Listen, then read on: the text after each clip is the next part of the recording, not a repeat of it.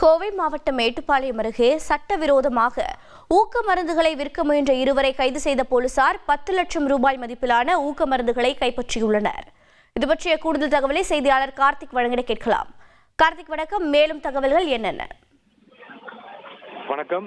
கோவை மாவட்டம் மேட்டுப்பாளையம் அருகே 2 உடற்பயிற்சி நிலையத்தைச் சேர்ந்த ஜிம் மாஸ்டர்கள் சட்டவிரோதமாக தடை செய்யப்பட்ட ஊக்க மருந்துகளை இளைஞர்களுக்கு விற்பனை செய்து வந்தது தெரிய வந்துள்ளது.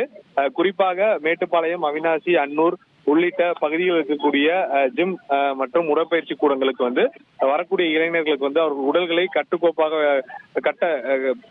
வைப்பதற்கான இந்த சட்டவிரோதமாக தடை செய்யப்பட்ட மருந்துகளை விற்பனை செய்ததாக கூறப்படுகிறது.